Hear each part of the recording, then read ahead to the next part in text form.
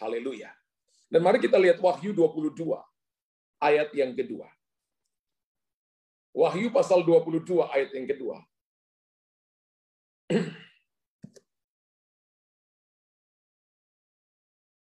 Di tengah-tengah jalan kota itu, yaitu di seberang menyeberang sungai itu, ada pohon-pohon kehidupan yang berbuah 12 kali, berarti sebulan sekali.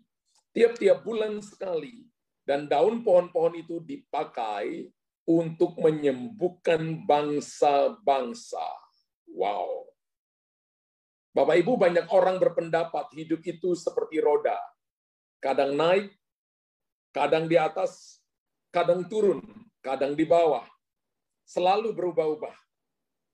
Apakah seperti itu? Alkitab menjelaskan bahwa hidup manusia adalah sebuah perjalanan, bukan roda. Bukan roda, ingat baik-baik. Dunia mengatakan bahwa hidup itu seperti roda, kadang di atas, kadang di bawah, kadang naik, kadang turun. Tidak. Alkitab menjelaskan bahwa hidup manusia adalah sebuah perjalanan. Tulis dulu di situ. Hidup saya adalah sebuah perjalanan. Dan tahukah Bapak Ibu bahwa perjalanan hidup saudara dan saya sudah dirancang oleh Tuhan jauh-jauh hari sebelum dunia dijadikan. Ditulis dengan jelas sekali dalam Mazmur 139 ayat 1 sampai ayat yang ke-15.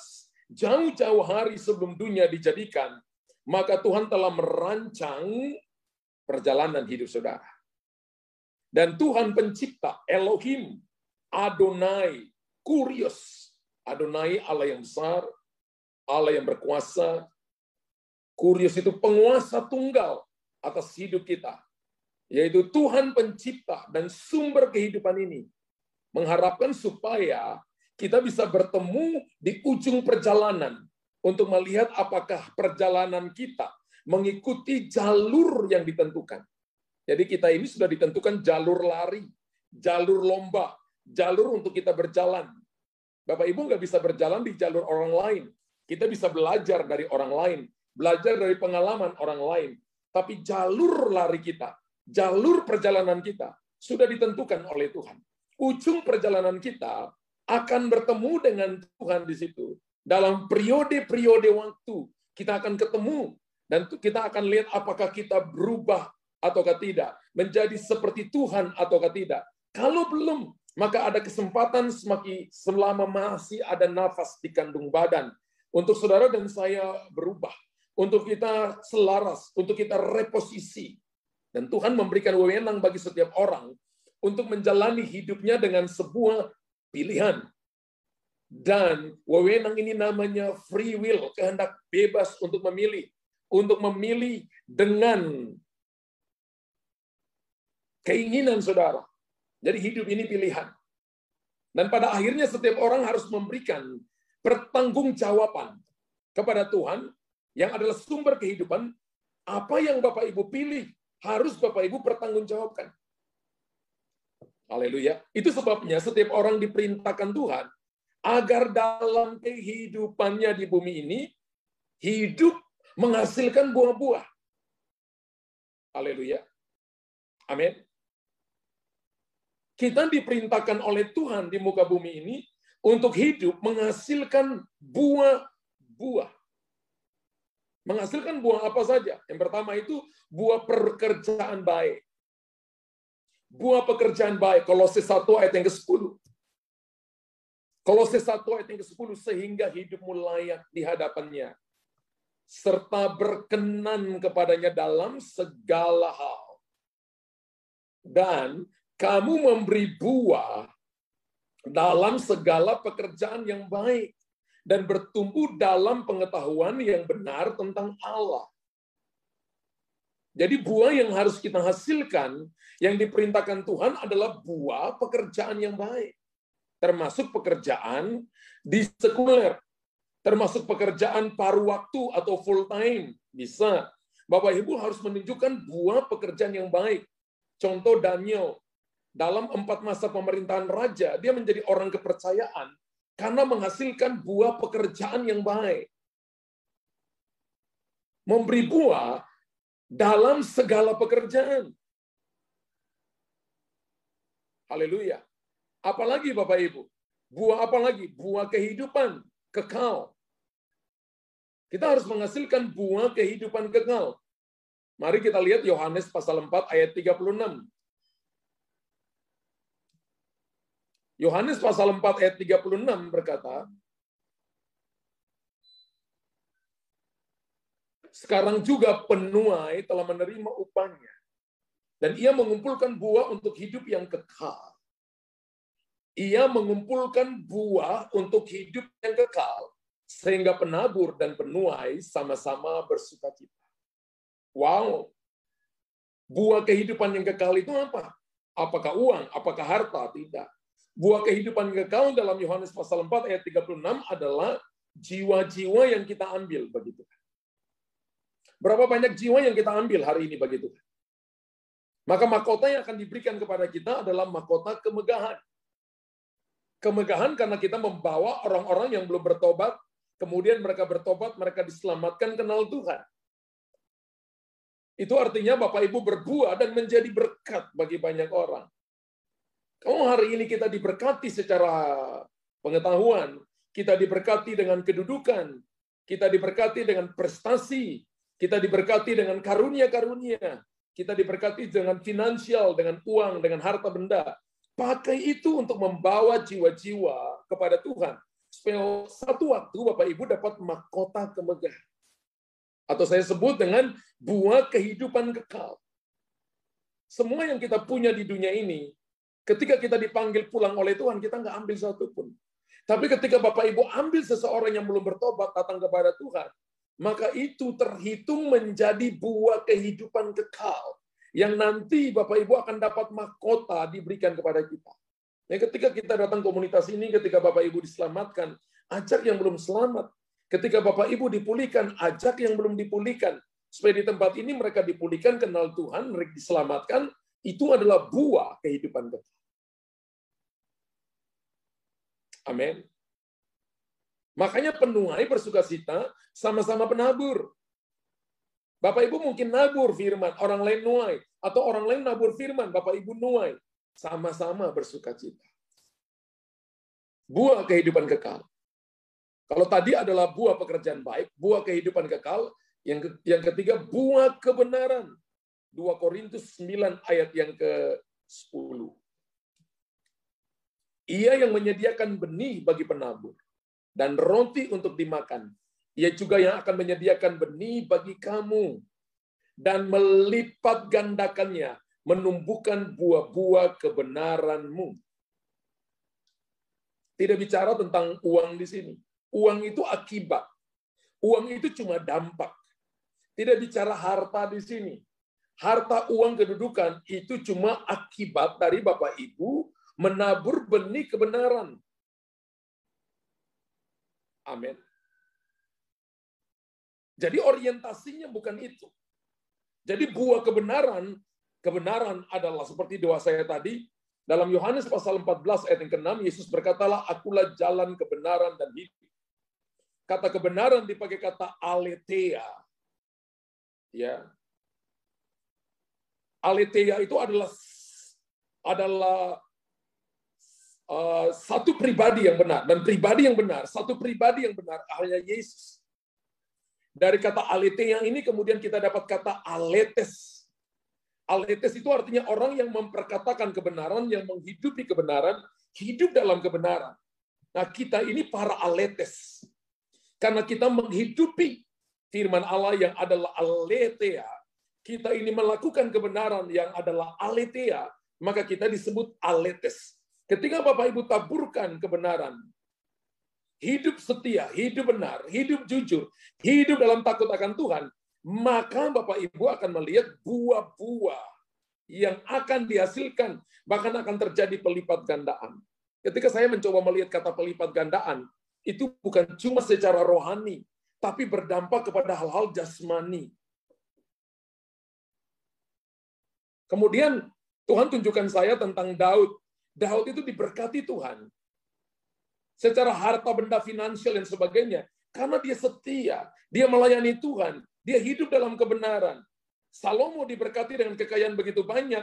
Tuhan perintahkan datang kepada dia karena awalnya dia hidup dalam kebenaran, sehingga Tuhan melipat gandakannya.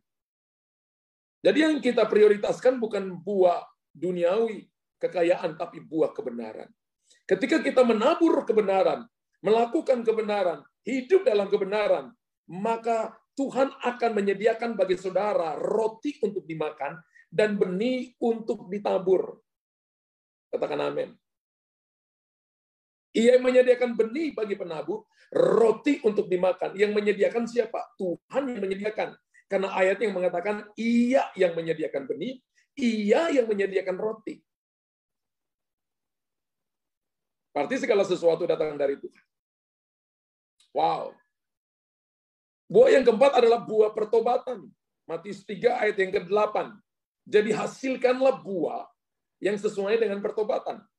Jadi kalau orang sudah bertobat, bertobat itu artinya dia menerima Yesus sebagai Tuhan dan Juru Selamat dalam hidupnya. Menurut Roma pasal 10 ayat 9 dan 10, jika mengaku dengan mulut percaya dalam hati Yesus adalah Tuhan, maka dia diselamatkan. Maka Alkitab katakan pada waktu itu, ketika dia mati, maka langsung dibawa ke Firdaus. Sebab jika kamu mengaku dengan mulutmu bahwa Yesus adalah Tuhan dan percaya dalam hatimu bahwa Allah telah membangkitkan dia dari antara orang mati, maka kamu akan diselamatkan. Berarti kalau tidak mengaku, tidak diselamatkan. Betul? Ayat 10. Karena dengan hati orang percaya dan dibenarkan, dan dengan mulut orang mengaku dan diselamatkan. Ini yang namanya keselamatan. Keselamatan Bapak Ibu mengakui hari itu sekali, maka Bapak Ibu selamat. Hari itu. Tapi pertobatan itu adalah every minute. Alasan kenapa pertobatan setiap hari? Karena kita bocor. Kita bisa buat salah, pikiran kita salah, langkah kita salah, kita bisa marah, kita bisa tersinggung. Karena itu pertobatan setiap waktu. Nah, dikatakan di sini adalah buah pertobatan. Buah pertobatan artinya Tuhan ingin melihat saudara dan saya berubah setiap waktu. Karena Sang Pencipta sedang berhadapan dengan ciptaannya yang tidak sempurna. Bahkan diberikan kehendak bebas. Free will. Dan ingat bahwa Roh Kudus nggak mungkin akan menabrak free will yang diberikan Bapa di sorga kepada saudara. Diberikan kehendak bebas untuk memilih. Dan pertobatan itu mainnya di sini, pikiran, metanoia. Metanoia. Metanoia itu adalah change your mind. Merubah pola pikir. Kalau mau lihat seseorang berubah, bertobat itu lihat dari pola pikirnya. Sudah bukan lagi pola pikir dunia, tapi pola pikir kerajaan Allah. Pikirannya sudah dipenuhi dengan firman Allah. Pikirannya sudah dipenuhi dengan pengampunan kasih. Pikirannya sudah dipenuhi dengan hati yang berkobar-kobar dengan kepada hadirat Tuhan di pikirannya. Mau lihat orang belum bertobat juga, lihat dari cara berpikirnya, cara ngomongnya. Buah pertobatan. Buah yang kelima itu adalah buah Roh Kudus. Galatia 5:22-23. Tapi buah roh ialah kasih, sukacita, damai sejahtera, kesabaran, kemurahan, kebaikan, kesetiaan, kelemah lembutan, penguasaan diri. 9 buah roh. 9 rasa. Buah roh ini harus ada pada saudara dan saya. Bagi mereka yang sudah dibaptis Roh Kudus, maka harus ada kasih, harus ada sukacita, harus ada damai sejahtera, harus ada kesabaran, kemurahan, kebaikan, kesetiaan, kelemah lembutan, dan penguasaan diri. Haleluya. Ini harus ada pada saudara. Menghasilkan buah adalah perintah Tuhan. Tulis di kolom komentar, Bapak Ibu. Menghasilkan buah adalah perintah Tuhan. Amin, 100 juta triliun kali. Kenapa sampai itu perintah Tuhan? Karena memang dari pihak Tuhan, Tuhan menghendaki kita berhasil. Tuhan menghendaki kita sukses. Tuhan menghendaki kita sehat. Tuhan menghendaki kita kuat. Tuhan menghendaki kita menjadi berkat bagi banyak orang. Itu dari sisi Tuhan. Kalau sisi Tuhan seperti itu, Bapak Ibu jangan berpikir lain. Jangan berpikir sebaliknya. Berpikirlah sama dengan apa yang menjadi perintah Tuhan. Amin. Tuhan bukan saja menanamkan motivasi di dalam keberhasilan tadi. Untuk kita berhasil, bukan cuma itu. Tetapi Tuhan juga berperan penting, berperan aktif, memberikan hasrat, memberikan nilai, dalam kita mencapai rencana dan tujuan Allah itu. Sehingga tujuan itu mempengaruhi hati kita. Mendorong kita.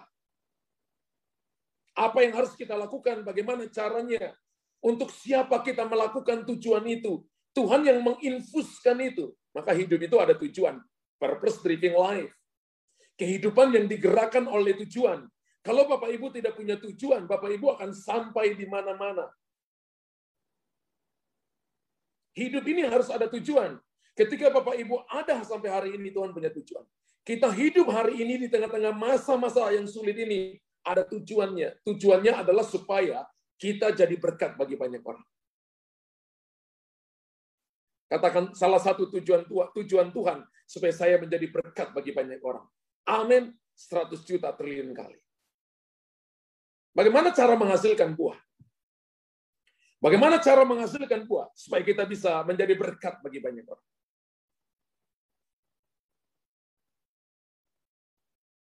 Karena bagi saya begini, tujuan itu akan memberikan alasan bagi kita untuk melakukannya dengan semangat setiap hari. Amin. Ketika kita memiliki tujuan, maka itu memberikan alasan dan semangat untuk saya menghasilkan lebih baik. Untuk saya lebih sungguh-sungguh dengan Tuhan dan menghasilkan buah. Yang pertama itu adalah fokus. Bagaimana menghasilkan buah supaya jadi berkat? Fokus. Yang pertama, Bapak Ibu harus fokus. Katakan, saya harus fokus. Orang yang tidak fokus itu buang-buang energi. Pekerjaannya tidak pernah selesai. Selesai tapi setengah. Selesai tapi tidak maksimal.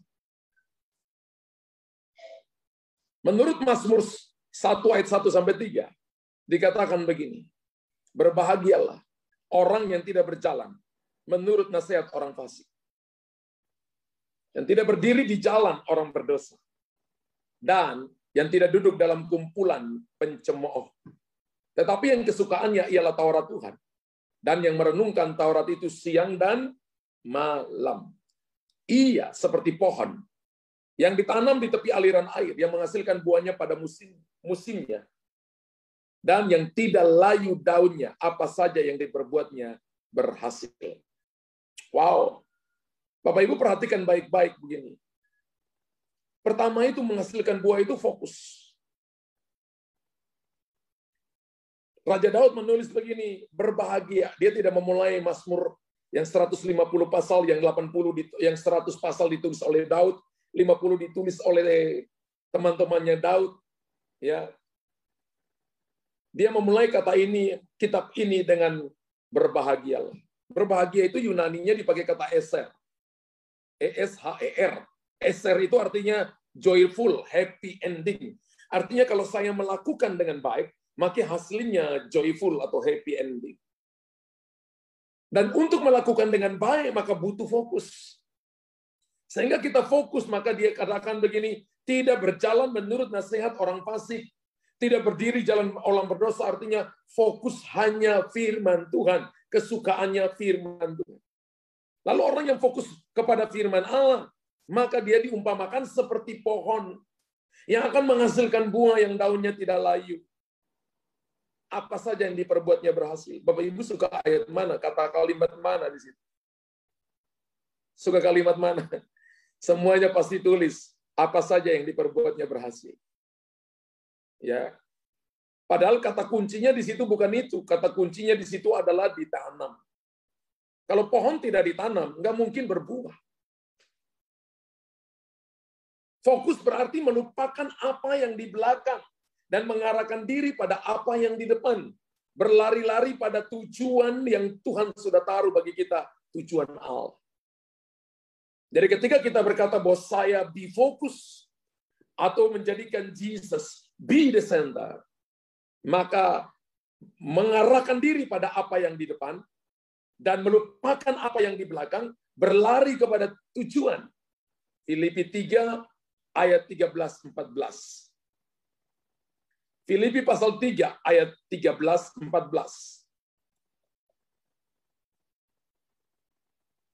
Haleluya.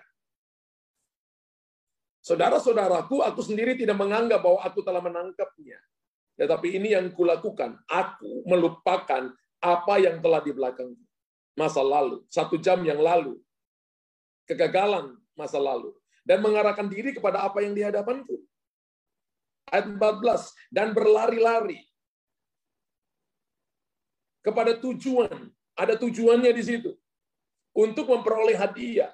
Yaitu hadiahnya panggilan surgawi dari Allah dalam Kristus Yesus.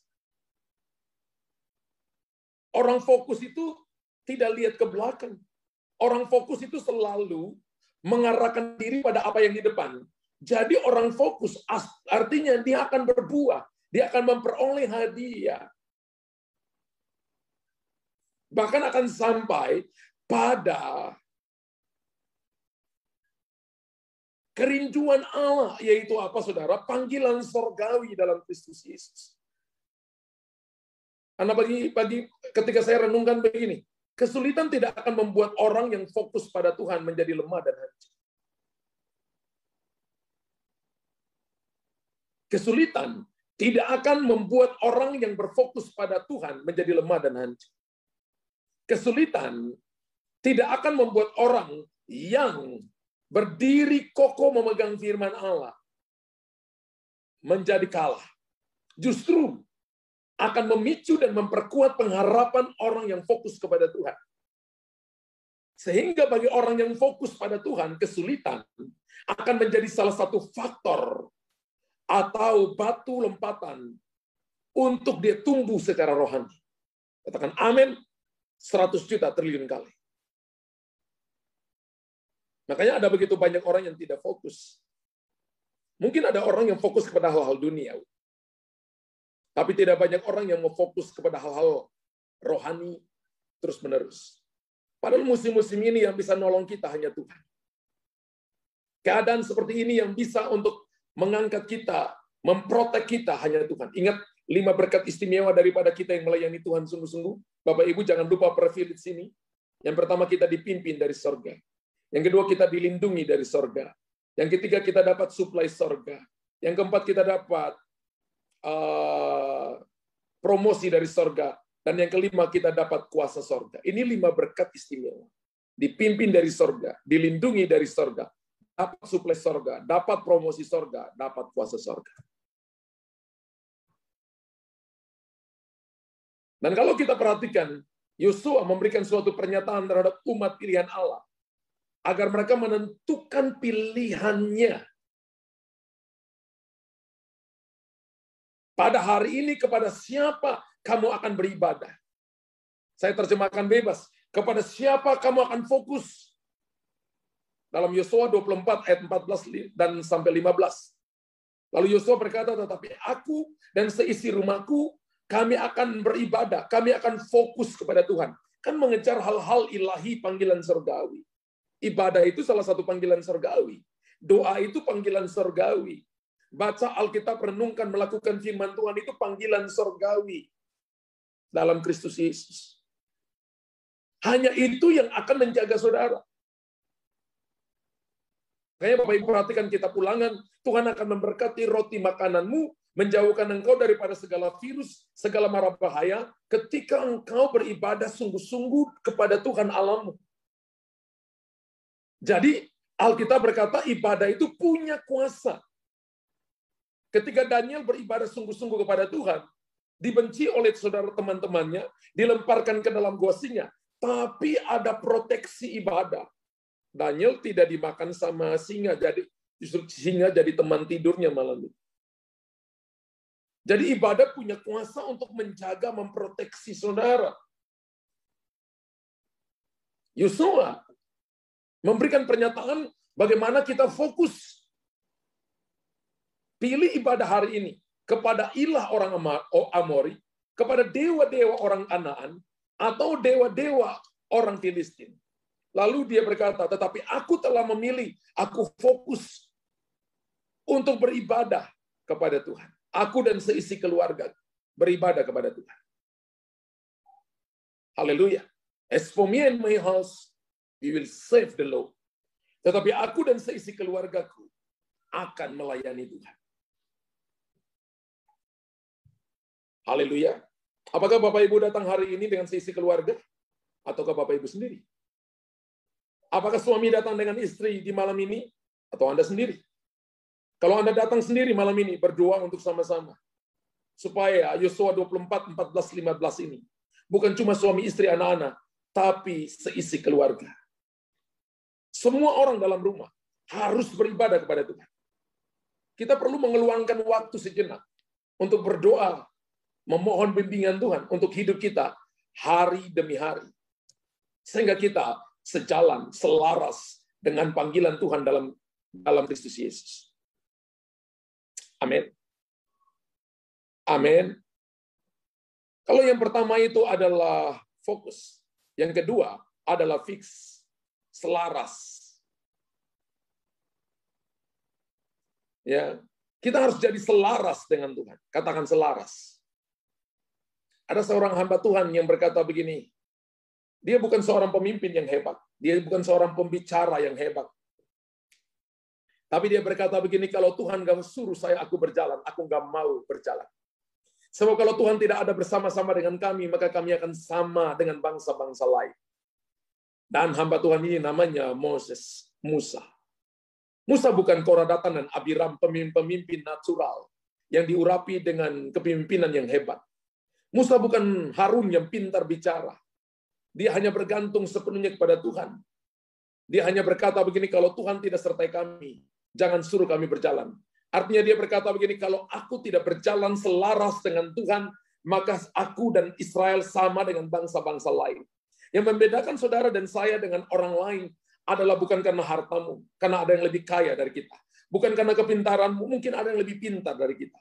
Bukan karena kecakapanmu dan kecantikanmu, mungkin ada yang lebih cakap, ada yang lebih cantik dari kamu.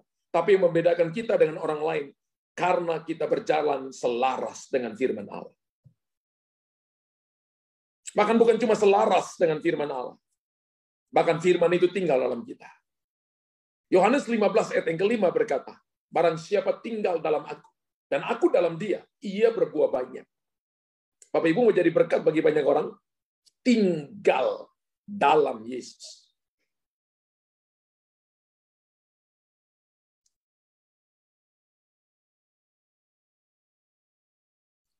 Kalau kita mau fokus, kita mau sampai pada tujuan Tuhan. Kita mau lihat seluruh rencana Allah digenapi. Selaraskan langkah-langkahmu dengan janji-janji Tuhan. Dan ini nggak mudah. Ada seorang hamba Tuhan yang ngomong kepada saya ini, Pak Luther, setiap 20 menit saya perlu doa. Saya tanya kenapa? Wow, luar biasa. Karena saya bisa salah, Pak. Dari setiap 20 menit saya harus berdoa. Berapa lama Anda lakukan ini? Sudah lebih daripada 30 tahun. Wow.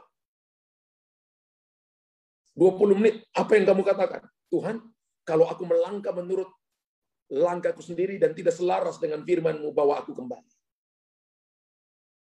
Ada yang tanya, bagaimana kalau Bapak sudah memutuskan sesuatu dan itu udah jalan? Saya katakan, kalau itu bukan dari Tuhan, ya sudah berhenti. Karena kita harus pangkas semua yang bukan daripada Tuhan. Kita hanya melakukan apa yang Tuhan suruh kita lakukan. Semua yang tidak berbuah harus dipangkas. Kita hanya mengizinkan yang berbuah saja, sehingga itu memuliakan Tuhan. Dan banyak kali ini kita mengizinkan yang tidak berbuah terlalu banyak dalam hidup kita.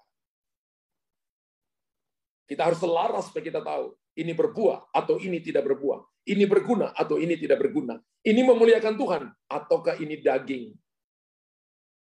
Yosua 14 ayat 9 berkata, mari kita lihat Yosua 14 ayat 9. Pada waktu itu Musa bersumpah katanya, sesungguhnya tanah yang diinjak oleh kakimu itu akan menjadi milik pusakamu dan anak-anakmu sampai selama-lamanya. Sebab engkau tetap mengikuti Tuhan dengan sepenuh hati. Saya terjemahkan bebas, dengan selaras dengan Tuhan. Sepenuh hati artinya selaras, sesuai, senilai, satu tune. Satu frekuensi. Tulis dulu di kolom komentar. Hari ini saya satu frekuensi dengan Tuhan Yesus. Wow. Tulis di kolom komentar. Hari ini, malam ini saya satu frekuensi dengan Tuhan Yesus. Hari ini saya selaras dengan Tuhan. Penting, Bapak Ibu. Ada banyak orang yang mungkin berpikir itu baik, tapi belum tentu itu yang terbaik yang Tuhan mau. Coba berhenti sejenak, renungkan. Apakah ini, buah ini Tuhan maksudkan, atau bukan sama sekali. Kalau saudara perhatikan baik-baik pada waktu Kaleb, punya kesempatan untuk minta pembagian. Ia tetap menyelaraskan diri dengan janji yang telah diterimanya dan tidak mau berubah. Padahal Kaleb punya kesempatan untuk minta yang lebih baik. Yang minta yang tidak ada tantangan. Minta yang mudah. Tapi apa yang dia lakukan? Dia tetap selaras dengan yang Tuhan sudah sampaikan kepada dia. Yosua 14 ayat 12. Yosua 14 ayat 12.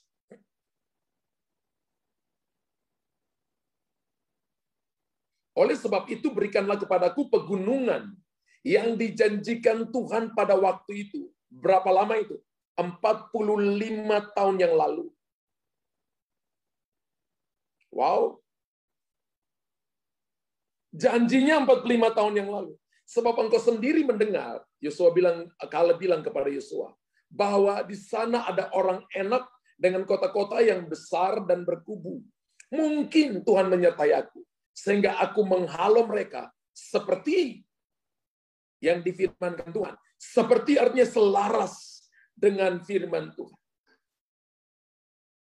Kaleb nggak minta daerah yang sudah ditaklukkan musuh. Justru dia minta Hebron itu adalah tempat di mana para raksasa tinggal. Di mana dia harus mengalahkan mereka. Harus ada tantangan. Wow. Tahukah saudara bahwa setan selalu berusaha menyelewengkan firman Tuhan? Sebagaimana strategi ketika dia menipu manusia pertama di Taman Eden. Yaitu apa? Dengan cara apa? Mengacaukan informasi yang tepat, yang benar, menjadi samar-samar. Itu cara kerja setan. Makanya Bapak Ibu harus hati-hati ketika kita mau selaras dengan Tuhan. Karena panca indera yang pertama jatuh ke dalam dosa adalah telinga. Tulis di kolom komentar. Hati-hati, panca indera yang pertama jatuh dalam dosa adalah telinga. Semua kita malam ini punya telinga, kan? Betul? Panca indera yang pertama-tama jatuh dalam dosa adalah telinga. Hati-hati. Alkitab berkata, ular itu berkata kepada perempuan itu, tentulah Allah berfirman, semua pohon dalam taman ini jangan kamu makan buahnya, bukan? Kalau Bapak Ibu perhatikan, Kitab Kejadian berkata seperti itu. Dan Alkitab berkata begini, Hawa mendengar itu, lalu menuruti. Makanya hati-hati, hati-hati. Itu sebabnya kalau komunikasi kita dengan Tuhan tidak selaras, tidak punya hubungan yang intim dengan Tuhan, tidak selaras, akan sangat mudah bagi musuh menyelewengkan kebenaran kita.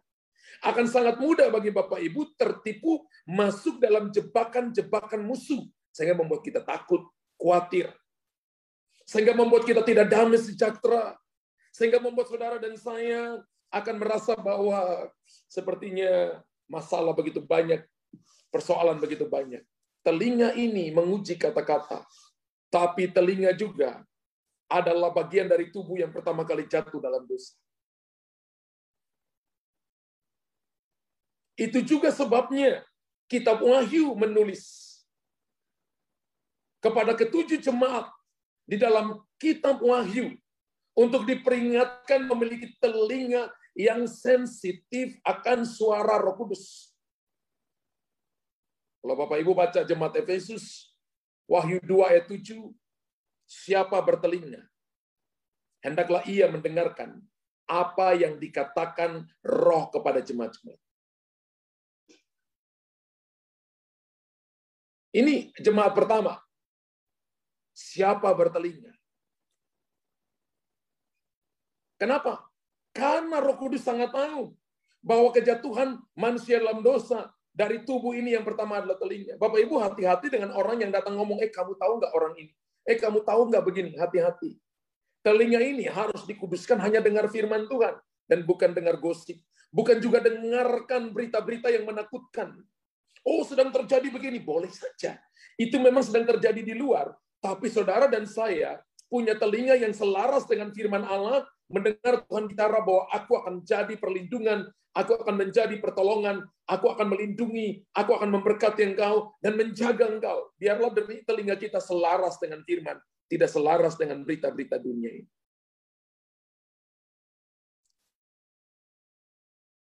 Infuskan iman, infuskan kekuatan kepada anak-anak kita, kepada suami kita, bukan ketakutan dan bukan kekalahan.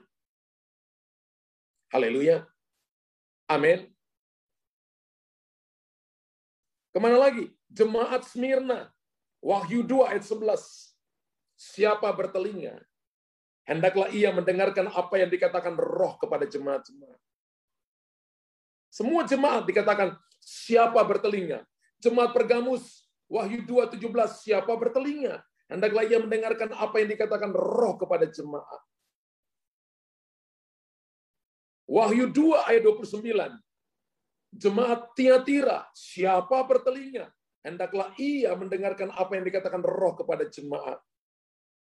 Jemaat Sardis, jemaat Philadelphia, jemaat Laodikia, Wahyu 3 ayat 22, siapa bertelinga, hendaklah ia mendengarkan apa yang dikatakan Roh kepada jemaat-jemaat. Kenapa sampai Roh Kudus melalui kitab Revelation, kitab nubuatan ini, kitab pewahyuan ini, memberitahukan supaya kita punya telinga, jasmani bahkan rohani, untuk mendengar apa yang dikatakan Roh. Supaya kita punya sensitivitas rohani. Di tengah-tengah situasi yang rasanya di manakah jalan keluar? Di manakah Tuhan? Tuhan masih bicara hari ini. Karena kita tidak dapat menghambat atau menghindari beredarnya informasi yang kemana-mana. Bahkan ada hoax yang Bapak Ibu telan mentah-mentah. Kita tidak dapat menghambat. Semua kita punya handphone di tangan. Dan beritanya itu masuk every minutes kepada kita. Kita tidak bisa menghambat. Tidak bisa menghindari beredarnya informasi itu. Kita hanya dapat menjaga agar kita tidak terkontaminasi. Kita hanya dapat menjaga dan tidak membawa berita itu ke dalam hati, ke dalam pikiran menjadi ketakutan. Seperti ungkapan Martin Luther. Ini junior, senior saya maksud saya. Martin Luther senior maksud saya. Ini Martin Luther junior ya. Senior saya itu hidupnya 1715. Reformasinya di situ. Ya, sudah 500 tahun lebih. Ya, lahirnya 31 Oktober, saya juga lahir 31 Oktober. Makanya namanya Martin Luther. Ya, jadi hamba Tuhan. Ya, Martin Luther senior berkata begini, kita tidak bisa melarang burung terbang di atas kepala kita, tapi kita bisa melarang burung untuk bersarang di kepala kita. Membuat sarang di kepala kita. Anda nggak bisa larang burung terbang di atas kepala. Anda tidak bisa larang masalah, persoalan, berita beredar. Tidak bisa menghindari, tapi saudara bisa melarang untuk bisa bersarang di kepala, bersarang di hati saudara. Katakan yes and amen. Berarti saudara punya kuasa untuk menolak. Katakan, saya diberikan kuasa untuk menolak. Jangan mudah Bapak Ibu setuju dengan situasi dan keadaan yang membuat Bapak Ibu jadi mengalami 5L, letih, lesu, lunglai, lemah, letoy. Jangan mudah. Ya. Jadilah orang yang be strong. Jadilah orang yang kuat dalam Kristus. Amin. Kalau yang pertama tadi adalah fokus, yang kedua adalah selaras, yang ketiga adalah faithful. Apa itu faithful? Faithful itu adalah jadilah setia. Jadilah beriman. Haleluya. Jadilah setia. Kata setia itu dipakai dua kata. Faith dan full. Faith, iman. Full, penuh dengan iman. Jadi orang setia itu adalah orang yang penuh dengan iman. Iman itu timbul dari pendengaran akan firman Kristus. Menurut Roma 10 ayat 16 dan 17. Jadi setia. Itu penting sekali, Bapak Ibu. Jadi bukan cuma yang pertama, bukan cuma fokus, bukan cuma selaras. Ya. Bukan cuma selaras. Tapi saudara dan saya juga harus setia. Haleluya. Matius 24 ayat 46 berkata begini. Berbahagialah hamba yang didapati tuannya melakukan tugasnya itu ketika tuannya itu datang. Berbahagialah hamba yang didapati tuannya melakukan tugasnya. Apa? Karena setia. Maka hamba itu disebut berbahagia. Sekarang ini sebenarnya adalah waktu di mana gereja harus bergerak. Jangan Bapak Ibu disudutkan oleh musuh. Musuh bisa saja berita, musuh bisa saja sakit penyakit, musuh bisa saja pandemik, musuh bisa saja masalah ekonomi. Jangan biarkan musuh menjebak saudara. Tapi ini saatnya di mana gereja harus bangkit dan bergerak. Yesaya 60 ayat 1 dan 2. Bangkitlah, jadilah terang. Sebab kegelapan datang dan terang Tuhan terbit atasmu. Betul? Terangmu datang dan kemudian Tuhan terbit atasmu. Seperti tadi, nubuatan yang pertama dilepaskan untuk Indonesia dan bangsa-bangsa. Ada kegelapan yang luar biasa yang datang, tapi terang Tuhan terbit atasnya.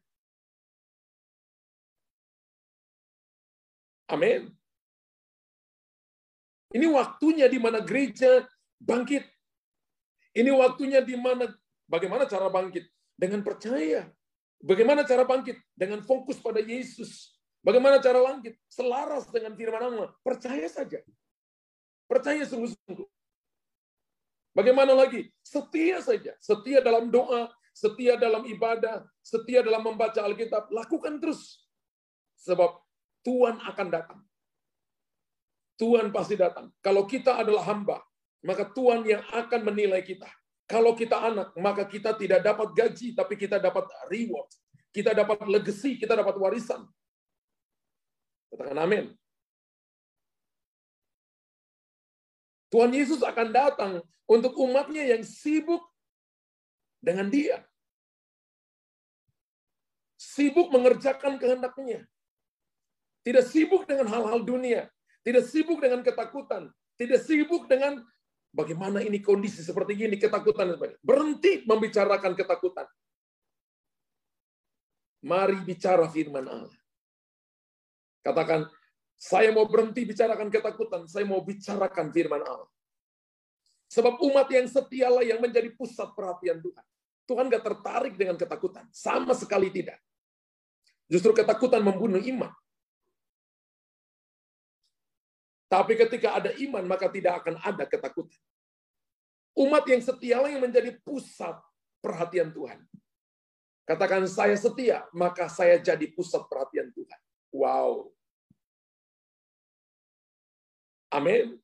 Hamba yang setia adalah orang yang didapati tuannya sedang melakukan tugasnya ketika tuannya datang.